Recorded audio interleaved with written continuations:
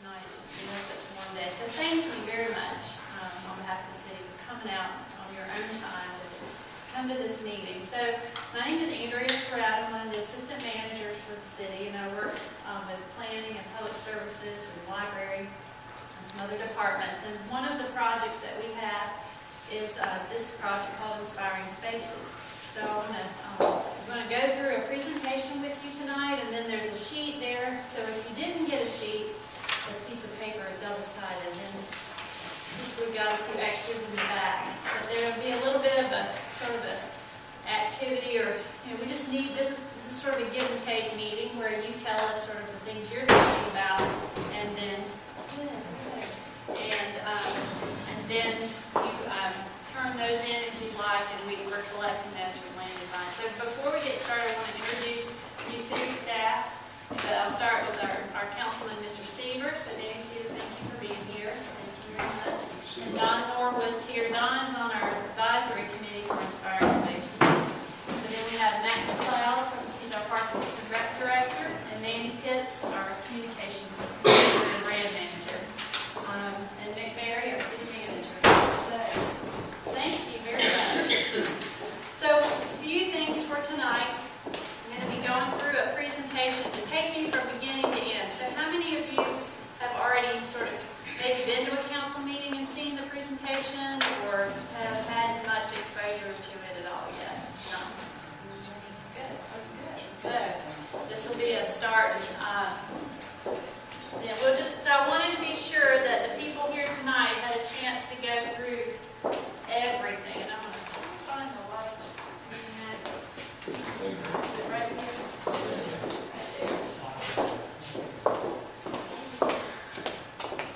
I don't want to make it too dark, so just that helps.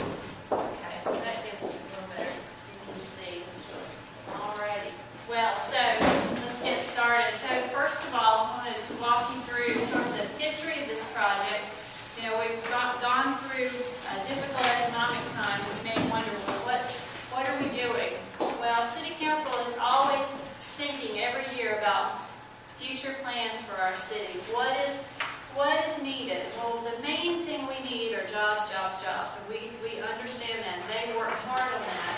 But as far as how does one attract employers to an area, one of the things that they learned over a series of meetings and discussions with other communities is that you have a city that is as spruced up and as vibrant in its main key areas as it can be. So that when you are in this city, either living or maybe you're an employer looking for a place to locate your company, you see a lot of vibrant activity, you see people and businesses being successful and really nice spaces.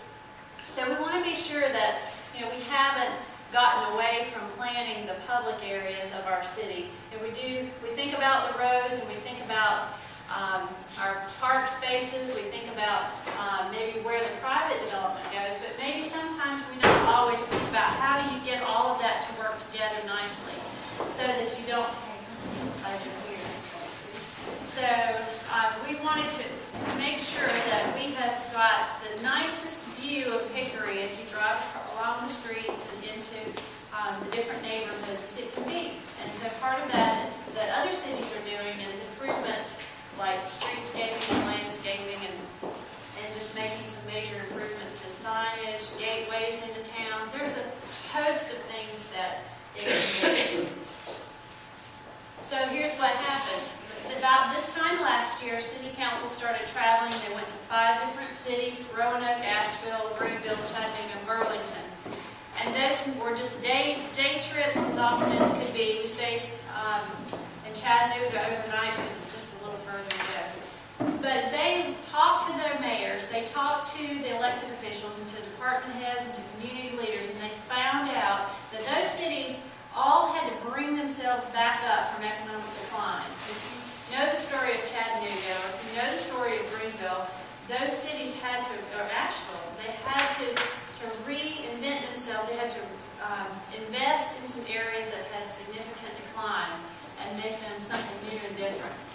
So what they did, not only did they hopefully bring prospective employers to the area through industrial recruitment, but they needed to think about, education, and they needed to think about just how the city looked to the person coming in from the outside in. And so they did a lot of focus on redevelopment. And so then along with redevelopment comes just some spaces that are great for entertainment. And that seems to be something growing more and more across cities, having those public areas where people can gather. The last piece that they noticed and learned was that there was a significant amount of private and sort of philanthropic investment within partnership with those cities or with a downtown corporation or whatever the entity was that was leading the charge. There was still private investment. So it's not just the burden of the taxpayers and the city. It really needs to be shared across all the sectors. When we were in Greenville, we found a developer who spent some time with us, and his name is Phil Hughes, and he is one of the key reasons that Greenville is so successful today. So he owns some property, and he just started early. So if you've been in Greenville in the late 80s, it was just not a really attractive place to be. And it looked like this picture. And this is the Reedy River, and there was still a highway bridge across the river. And it just, it had sort of a somewhat urban feel, but very just run down. And Phil said this about Greenville, that it had great bones. I'll let you read it if you can see it. But cities have a responsibility to go beyond the fundamentals of just making sure your streets are clean, your trash is picked up, and your response time is as best as it can be for fire and police. And look to the things that people want. So they started responding to that. And so from that, City Council then, in all those meetings, decided that this is a plan that they wanted to tackle. And so what it is, this whole process is a 9-month process. It's a planning process to develop a list of construction projects. So you might say, well, I participated in Hickory by choice, or I was involved in City Center, or in my neighborhood plan for Kenworth or Claremont. Well, this is something that takes into account all that work, but then creates a list. So it's as if you're remodeling your home, and you're not just doing the cutting out pictures for magazines anymore. You're actually saying, what is it going to cost me to put in that new kitchen, or what is it going to, and is the kitchen the best thing? Well, we're trying to make those decisions at the city level. Where are the best investments that we can make to spruce things up so that we encourage private economic development? So here's some details about that project. And in your flyer, your brochure, this list is evident from some of the pictures that are in there. But we are thinking of, this is just a starting point, but we're thinking that some of our streets and intersections need to have some redesign, or maybe some additional landscaping, or some better pedestrian crosswalks. So if you have a neighborhood area, or if you walk in a certain part of town that you feel like, oh, I just hate crossing that road, it feels unsafe, or I feel like cars are zooming by, maybe that's something that you can share with us and we pass on. Those are the types of things we're looking at. Additional sidewalks and bikeways. We are hearing so much now from people who are in other cities and in our own city that bikeways, maybe not only along the road, but especially off-road, give a place for parents and kids to go ride, and it's safe, and they learn how to do that. We have fewer and fewer of those safer places, and so bikeways are really a very exciting thing. And if you've traveled some and you've actually gotten to be on a greenway or a bikeway, you've enjoyed that, I imagine. That's been a fun experience. We always hear about signage and Hickory. Wayfinding is something that we need to do, and we have a plan ready for that. That just talks about how do you, those nice decorative signs, and you've seen a few downtown because the DDA has put up a few that they paid for, but here's to downtown, here's to the Ridgeview Library, here's to Highway 70, whatever the directions are, that's what wayfinding does. Our inspiring spaces also can have public art. Because if you travel to other cities, there might be some crazy piece of art or some interesting sculpture that you want to have your picture made by. It just becomes a conversation piece. And it makes you feel like, Okay, well, they're really thinking through my experience in this city. They want, this community cares about what it looks like and what's out there, and they love art, and that's just more of an expression of the local community than maybe any other thing that we have. With street lighting, that was the other thing, if there are ways to improve street lighting decoratively or otherwise. So here's our process. I believe this is also in the brochure to take with you. We're in phase 2, gathering lots of community input. So we have 4 of these meetings on your way out. If you want to take a flyer, or 3 or 4, and encourage your neighbors or another friend that you go to church with or that you work with to come to one of the next 3 meetings, we'd love to have that. So we're just trying to get as much input as possible. This is your steering committee for the Inspiring Spaces project. You might recognize a few of those names. The focus was on engaging the private sector for a lot of this work, as they understand sort of what they need to attract business here distinctly. So here's what the group has done so far with land design. So land design is an international planning and full-service planning and engineering firm, architecture, all from Charlotte. They have an office in Charlotte. We're working with them. Our committee's gone on a tour of Rock Hill and Greenville. Rock Hill because Winthrop is there. There are some mill buildings there, and there's some scale there that's similar to Hickory. And Rock Hill had to bring itself back. Greenville, much like what we've spoken about already. Land design has driven most of the streets in Hickory. They've spent 2 days going in and around Hickory to get the flavor of what's here already on the ground. And then the committee, that advisory committee, took that same tour, drove all morning one morning through the streets of Hickory, making sure they understood all the different neighborhoods and the characteristics. So right now there's a process going on where they're reviewing all of our past plans and pulling that information out. What's important from the Parks and Rec master plan, all of it's important, but are there key pieces that could be a part of this project? Sorry, forgot to click. Alrighty, so again, just coming back to what it is. It's going to be a series of construction projects that have costs, and those costs are then put into a total amount, a formula for a total amount, and then scheduled out based upon approval of this process, scheduled out over a period of 5 to 10 years. So you have on one side of your piece of paper this sheet, and one of the things that land design has asked us to ask you is sort of, are you comfortable with the goals of this plan so far? And those are listed in the top, the 6 check marks there. We'll go through them. And while we're sitting here, and you can keep writing while I'm talking, I want you to think about if there are any goals missing. And if that's the case, what could you add? Now, that might feel like that's intimidating. I don't know a goal. Maybe that's how you feel, or maybe you know exactly the things that are missing from this list. But let's go through it. Well, before we do that, this is where you write the goals, just bullet points here. And then if you want to give us your name and email, Mandy loves having an expanded email newsletter contact list, and you can become just a greater part of. I'm going to see if I can get Mandy's light here. Okay. Okay. That's it. Good. Can you still see the board there?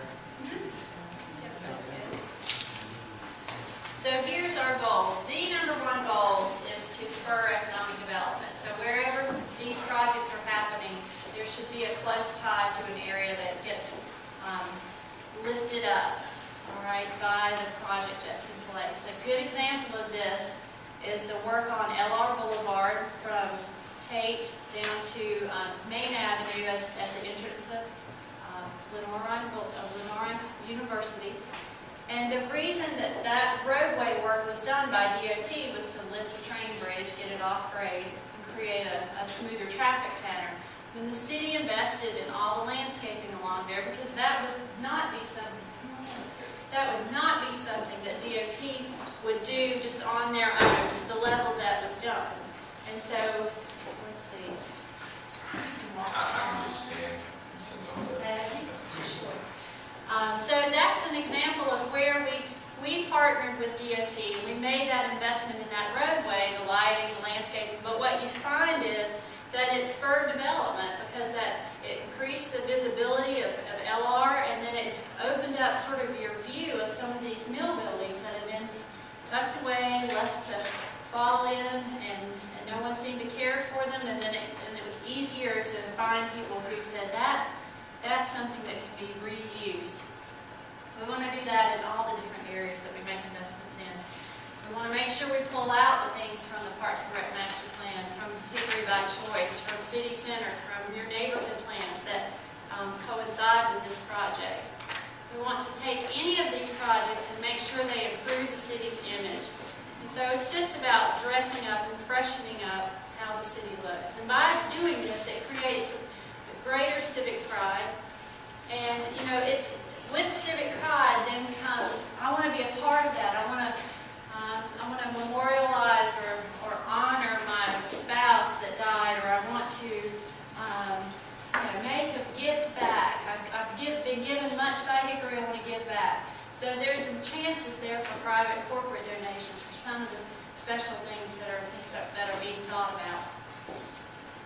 All right, and then also strengthen the sense of place. You might have heard that phrase a lot, but it's true. When you can go down to any community and you go, oh, I've seen that street before. That's a very boring commercial area, or that's okay neighborhood.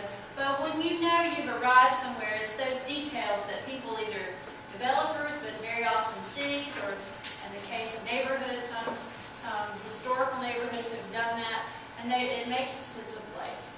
And finally, to encourage active living, because all of this hopefully makes our community more walkable and gets people outdoors and gives them options for travel.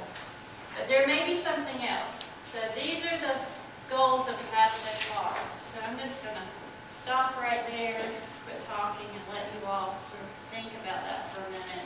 What's missing?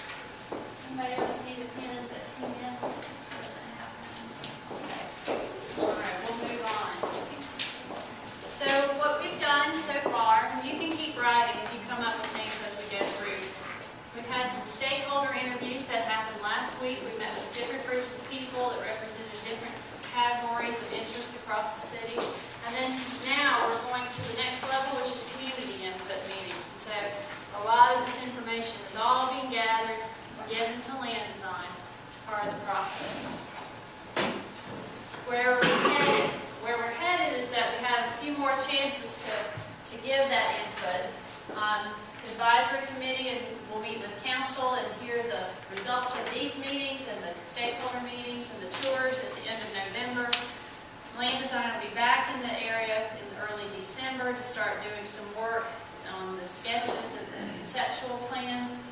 And then the date or the week that's important to the citizens of Hickory is in January. After the holidays, land design will be back and host an open house in January, that first full week of January. It's like the 7th through the 11th, and I will get the word out, and that date has been firmed up. And it will likely be at Highland Rec, so you can have that big space there and hold a big community meeting. It'll have lots of display boards and stations to travel to and talk to the different staff. They've been working on that. So that's the most important piece that you can come back and be involved in. The plan itself, you might go, well, I'm not sure what this looks like in my head. What does the plan Statesville has done a similar plan, not exactly the same, but just sort of visually, I need this information visually, I'm a visual person, but it comes with recommendations. So you'll have, in the plan, it'll have specific word recommendations, phrases. It'll also have then this sort of plan view, sort of a mock-up of what happens in that area. Then it'll have an estimate of probable cost. Now, where this is where this project moves a step further than our other master plans, because it will flesh out the details of a construction project. And then finally, it will include renderings, which are just more graphic illustrations. Here's an example of that estimate of probable cost. It does try to figure out, land design does the best they can. They interview the industry for what's a sidewalk project going to cost. So many linear feet of sidewalk at X dollars, and you have to move utilities, just, whatever the project is, they flesh that out in great detail, and that's part of what we are getting from this project that's different. Good. So, yeah, keep writing. I'm so glad you're writing. So we're just going to take a second here and just see if anybody else needs anything, paper, pen, everybody's good? Okay. So Land Design came in early October and did this pre-tour. They drove on the interstate, they looked in the neighborhoods, they talked about the spaces around LR and Kenworth. They went in all of these different spaces. They created a study map for us that just said, we're starting to pick up on some areas that then are important. And what this is not saying these are projects. These are just landmarks to give reference. And the landmarks then are just points of reference. So you have the circles indicate a potential gateway. So you notice the I-40 gateway there. So that's just sort of the beginnings of the map. They also tracked the major corridors in our area. So they started, they're just taking broad brush views of this right now. 70, 40, 321, up and down Center, up and down 127, out Springs Road, east and west along the one-way pairs, Main Avenue, Highland Avenue, lots of options there. They're starting to just get a lay of the land and find out where the connectivity happens right now. And then they added the gateways areas into those sort of circle options. And they know that, as you cross the bridge coming into town on 321, what do you see? Is that a space in Hickory that you just go, oh, this is great? Well, maybe not so much yet. Maybe if you think about what's there right now, there's New Clement Boulevard, which helps, but is there a way that it really welcomes you yet? Not yet. And then we have a sign that's probably seen its useful life on 127. As you come in from Alexander County, you might not even see that sign, but it's just beyond the gas, or just in front of the gas station there on the right. And it needs to be freshened up. So they're just gateways into saying, you have arrived. There's so many ways you get into Hickory. We have to think about where the traveling public is coming from. So, the next part of this one is to flip over. If you're finished with the front, and don't rush, we've got plenty of time. So, as we're going to be talking about 5 things: gateways, corridors, destinations and open space, and just overall character. Because those are the 5 key concepts that land design is hearing about over and over from the people that they've met with and talked to, and what they see are the areas that need consideration. So on your sheet, there's some, just some questions, just a chance for you to give us some feedback.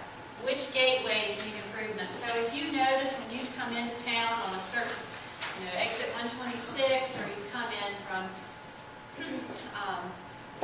south on 127, whatever that gateway is into town, if you know that that's one that you think is just not up to snuff, then mention that.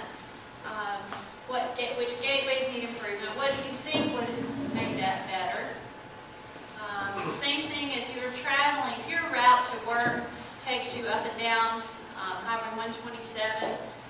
down all the way past 70. Think about what you see is that in that corridor, or if you drive a corridor very infrequently because it's not your favorite, then write that one down if you can get these to be spruced up. I'm going quickly through the instructions, but we'll have time to keep going on these. So destinations. Now destinations are a little different. The question asks you, if you had a beautiful day and you had a chance to go spend it in Hickory outside, then where would you go and why?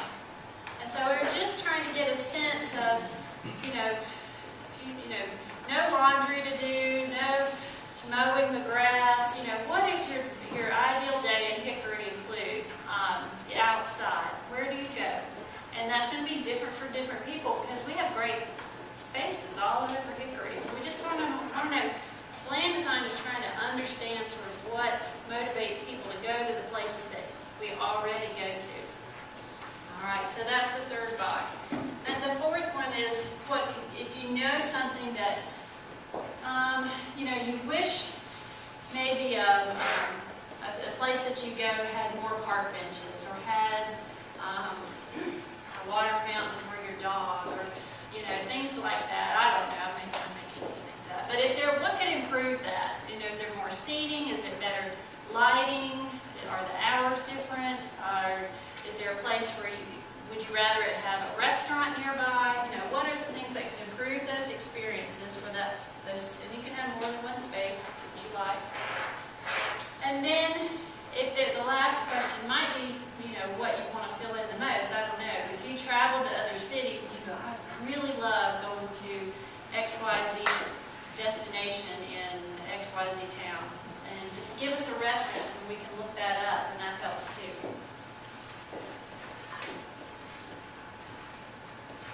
Alright, so these are our 5 key things.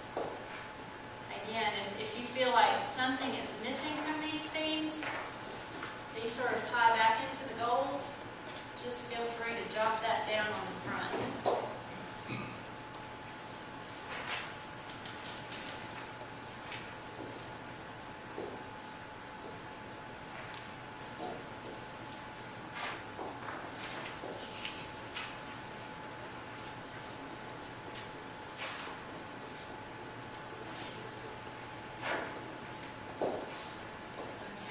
Start with destinations. So there are so many across the city, but the questions are the most important. Well, where are the people? So when you go to these places, do you see other people? Do these destinations connect to each other so that you can actually walk or bike from one to the other without having to drive necessarily?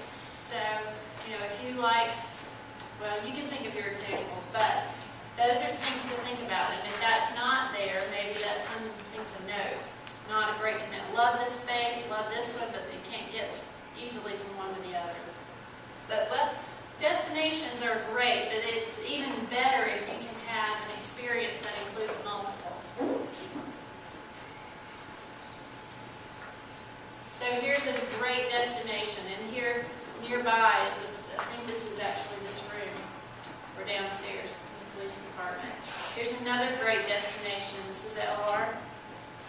So before was Ridgeview Library, and this is LR. Salt Block. So those are just examples, but really it could be the lake, it can be a park that you go to, it could be a restaurant that you enjoy, things like that. Maybe you even like going to a grocery store and then going for a cup of coffee, or maybe you have a friend that works at such and such an office and you can meet them for lunch and go somewhere nearby. All of that is what we're looking for destinations.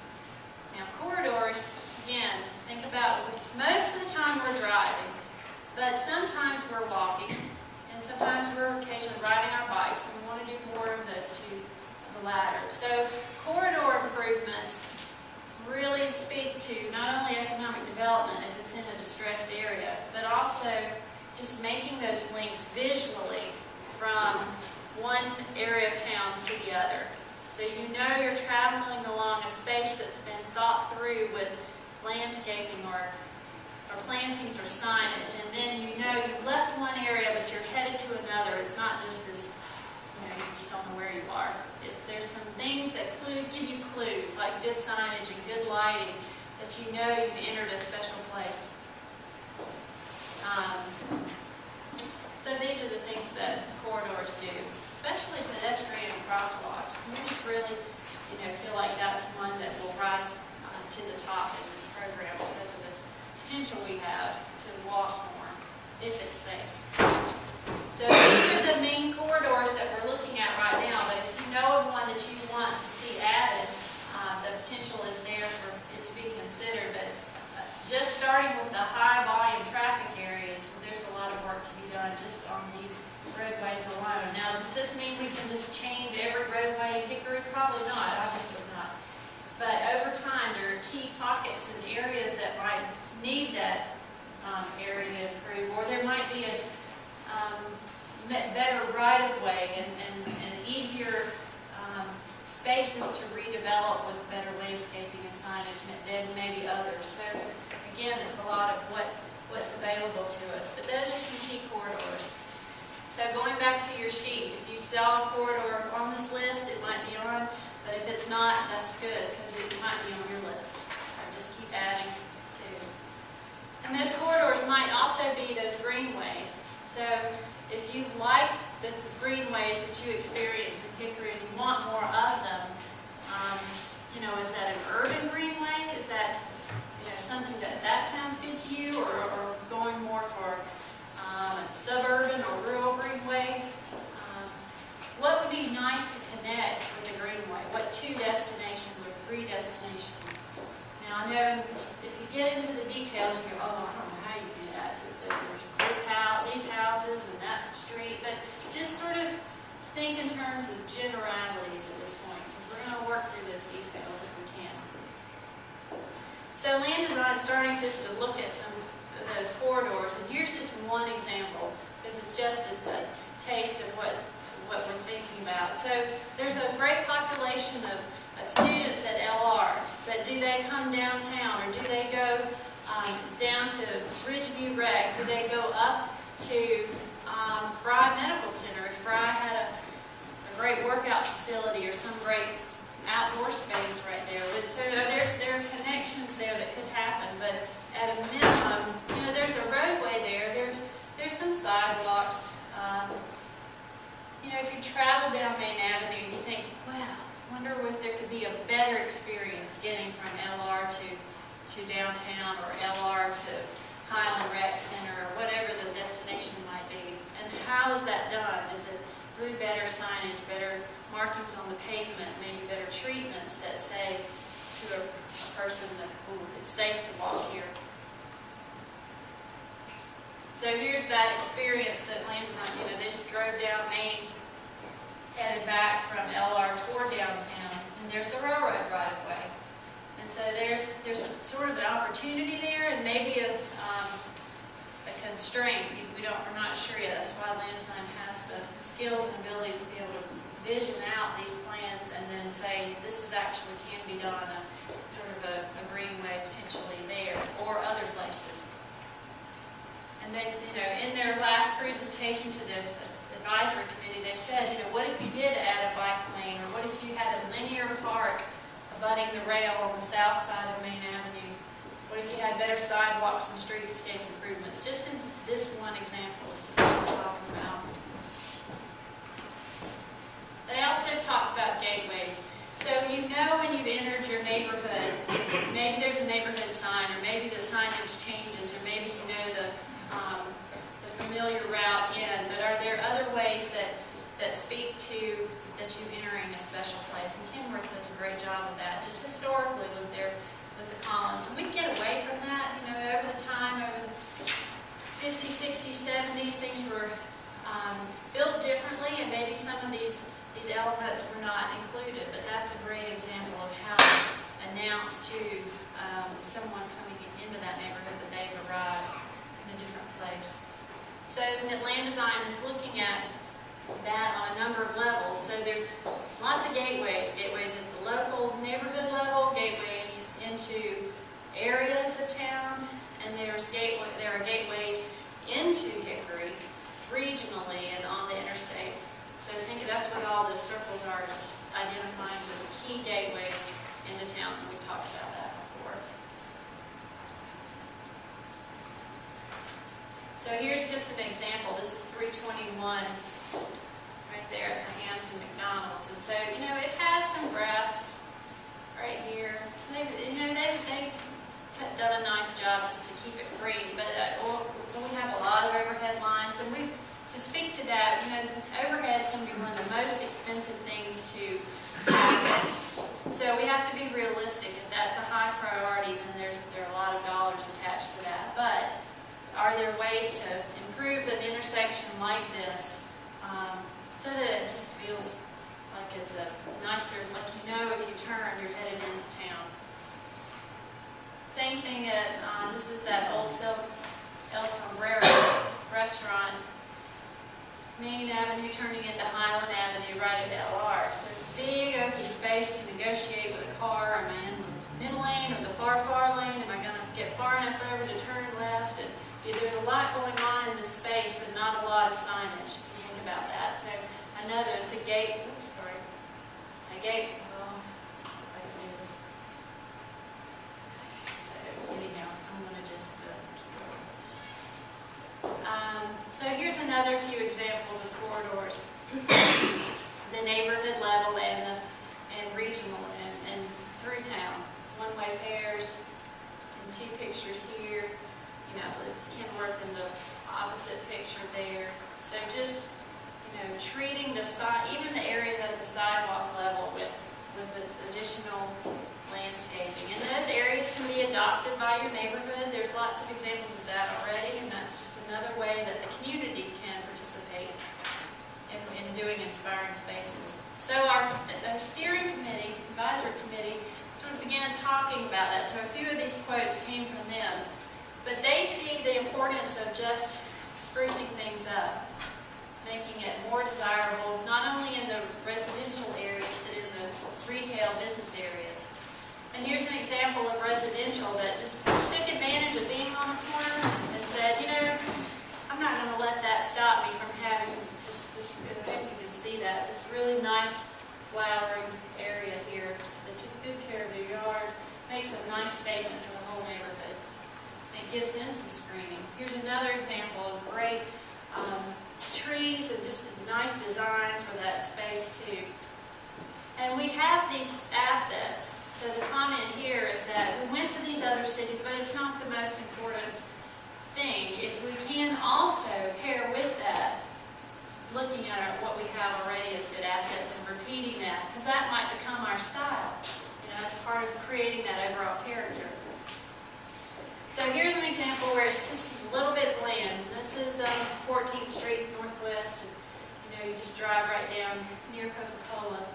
And that's just not, that area just looks a little, like where people are more interested in what's going on inside the building maybe than what they see as they come into the building or come into that neighborhood.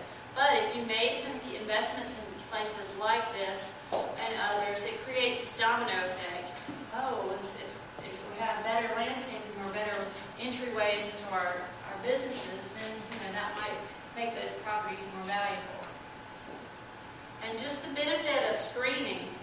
This is right across from the post office. That's actually the depot just to your right, and the post office street right there to your left. And just the break in the heat sink that the pavement creates maybe for that downtown area is something that's important. You can read that quote there.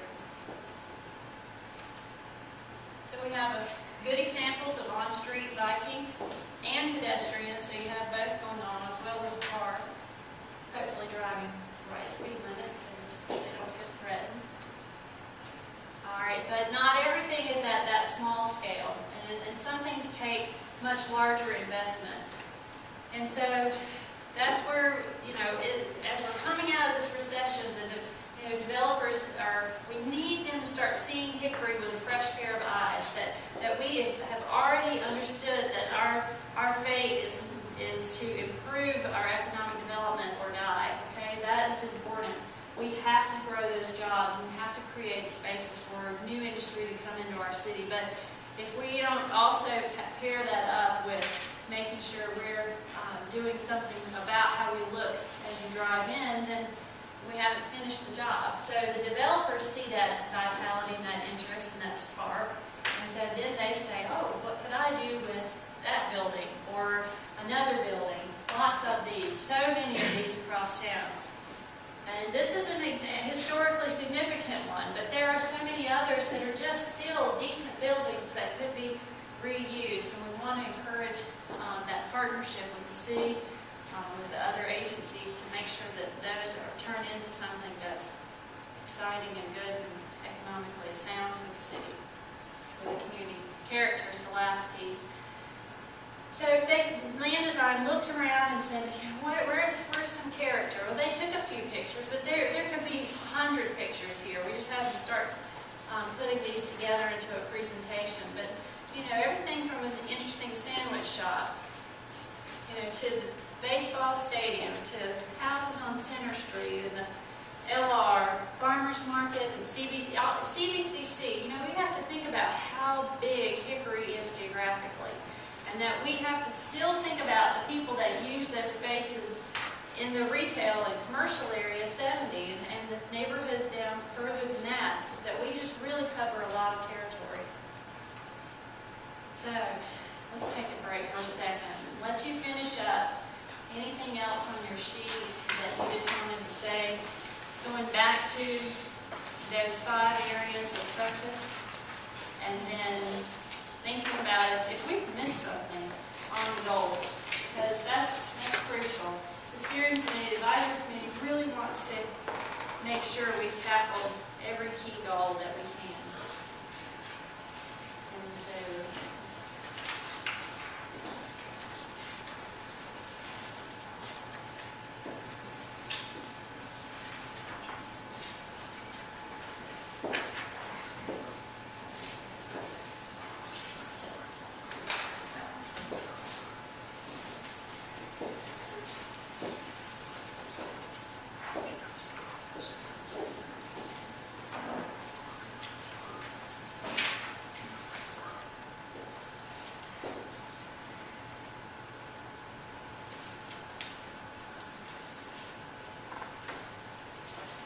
so while you're finishing up, we have one more council member and one more advisory committee member come in.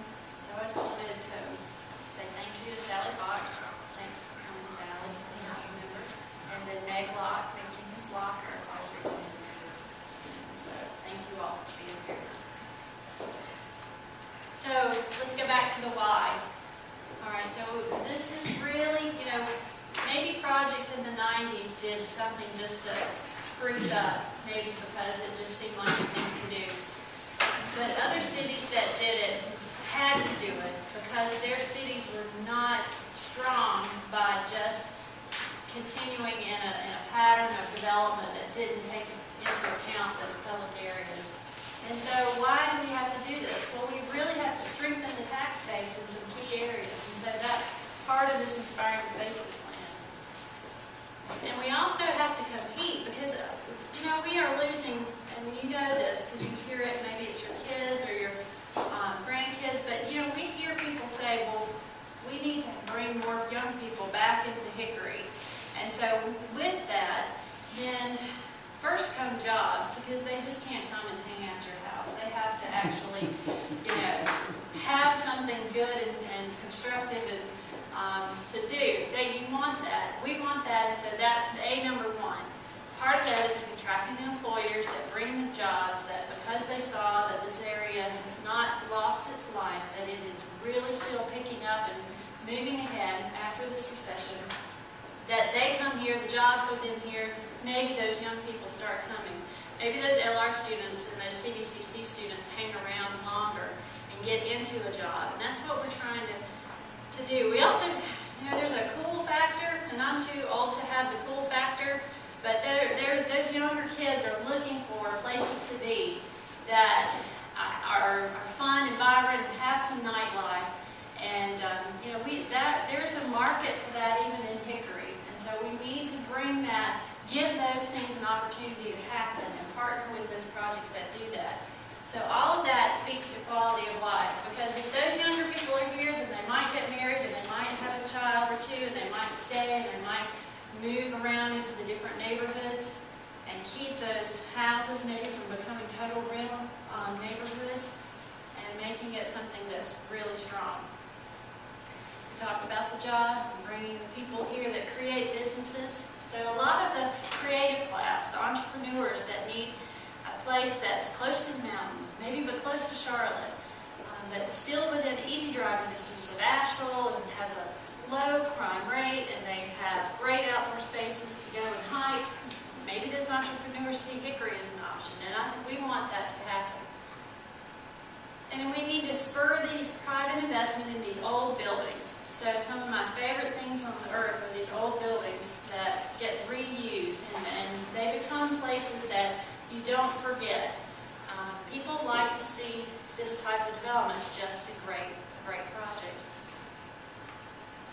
All right, so not only just if you have the monopoly because you've got a great historic mill building, you're the only place that gets the development. No, look at what SureTape did. They made an investment. They took the car dealership and made it their headquarters right there on 70. Took those employees. Now, you know, there could have been 5 or 6 places that they would have gone, but that was a great reuse of an existing building that then put those employees in a space where they can use the shops, the restaurants. Now, maybe they need to have safer places to cross the street down there. So if you think about just the corridors and the pedestrian connectivity, maybe that's an area that might need some improvement. But even what was done out on 70, the investment that Paramount made to, and I don't have a before and after picture, but I've seen it, what was there before the Kia dealership. So if you can envision that intersection. You know, even the McDonald's said, the owner there said, you know, it's just time to fix that McDonald's up. I don't need to leave that. I don't need to sell it. There's more activity here. There are people using both dealerships. And then what happened to the rest of 70 for the car dealership row? They did what Charlotte did, and that is just building, you know, improving their property one by one to make it so that you can easily go up and down. And that's just part of the private investment that happens when you don't abandon a place. And then we just need to provide some new amenities, whatever those are, in our park spaces, in our commercial spaces. And we do that for the kids. This is a, oops, clicked too fast. So that was the picture of the children that participated in the bookmark program at the library. Did you do that? Okay, maybe you did. So with all of this, then cities, we have to find these catalyst starting points. We're gonna, because you can't do all of this all at once, but one thing leads to the next that leads to the next. And so part of the plan takes your list of priorities and says, this is the low-hanging fruit. These are dollars that make sense to spend right now because of this going on or this going on. And then the list goes on from there, and you just prioritize like you would if you were making your improvements at your home or your business. And so just to summarize, going back to those plans, because now it's not for a lack of thinking through all this over the last 10 or 15 years. It's time to then put a plan in action that has some dollars tied to it and work through those projects one at a time. So part of what you're doing is helping us know what's important to you. Because, you know, you live here and you travel these streets and you want these places for your kids to go. And you want to have sort of options for yourself. So part of that feedback is so important. We're going to give all of that straight to land design and make sure that they get it. We don't want to say that this project takes the place of all of our current operational expenses. So we're not saying that there are dollars already set in our general fund for it. This is going to require new dollars. So those are discussions that City Council will have to have and will work through. So it's not, no one assumes that the price tag is zero. You know, none of these other cities did it without some private investment and without some public investment as well. And so with that, you know our brand, and Mandy's been our brand manager for about a year and a half now, and she promotes this brand all the time. But we are a community of well-crafted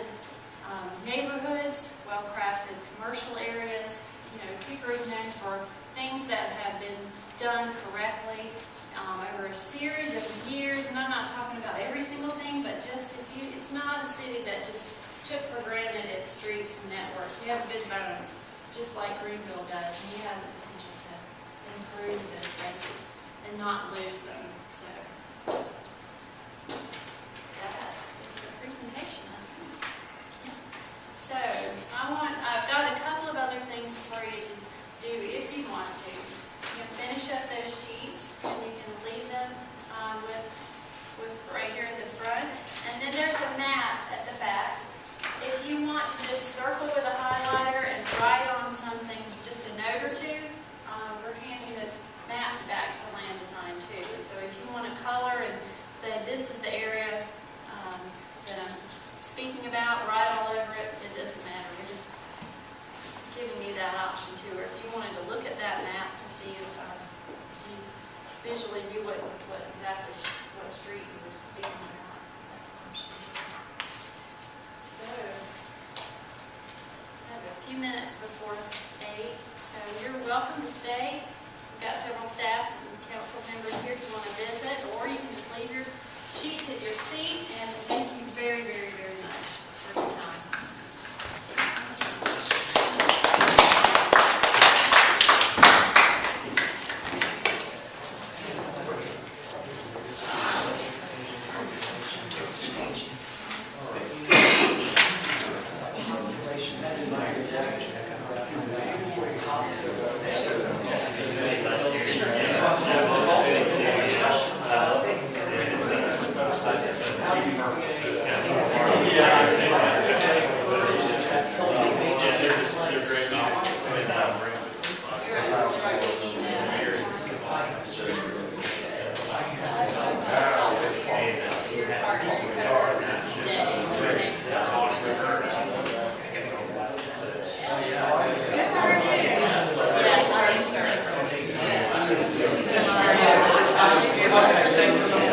I'm with the Double Line Program. Park Service.